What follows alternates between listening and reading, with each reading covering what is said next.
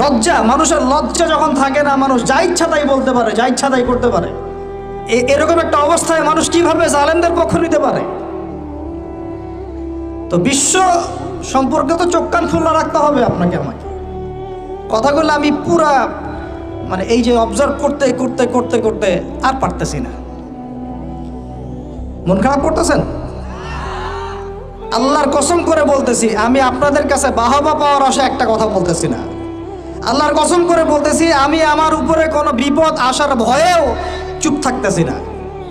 আমি আল্লাহর কসম করে বলতেছি যে আমি আপনাদের কাছে দুনিয়াবি স্বার্থে কথাগুলো বলতেছি না। ওয়াল্লাহি আল্লাহর সন্তুষ্টি ছাড়া আমার এই কথাগুলো বলার পিছনে কোনো স্বার্থ নাই। আল্লাহর কসম করে বলতেছি যে ওখানে যারা লড়াই করতেছে এরা সত্যিকারের মুজাহিদ। এদের মতো ভালো মানুষ, সৎ মানুষ এবং সাহসী মানুষ আল্লাহর জমিন এখন আর কেউ বেঁচে নাই। এবং ওদের উপরে যা জুলুম হয়েছে বিগত 100 বছর থেকে, এরকম জুলুম পৃথিবীর ইতিহাসে কারোর উপরে কখনো হয় নাই। এরা এই বিশ্বের নতুন ফেরাউন, এরা এই বিশ্বের নতুন নমরুদ। আল্লাহ রাব্বুল আলামিন এই জালেমদেরকে যেন ধ্বংস করেন, আল্লাহুম্মা আমিন। আল্লাহ পাক মাজলুমদের উপর নুসরা নাজিল করেন, আল্লাহুম্মা আমিন।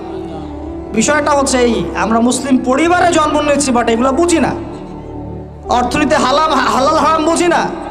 আল্লাহ বলছেন সুদ খায়ও না, এটা মায়ের সাথে জেনা করা, আল্লাহর সাথে যুদ্ধ করা, রাসূলের সাথে যুদ্ধ করা, তাও খাচ্ছি দিব্যি। আমাকে বলেন, মনে করেন এখানে একটা বিল্ডিং আছে, এটা একটা পতিতালয়, নাউজুবিল্লাহ। এটা বুঝি কি পতিতালয় কি জিনিস? বুঝেন তো?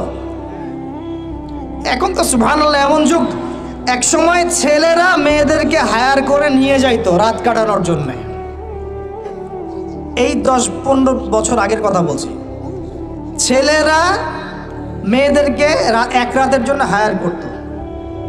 এটা জানেন না আপনারা? এখন কোন যুগ জানেন? আমরা ঢাকা শহরেও থাকি।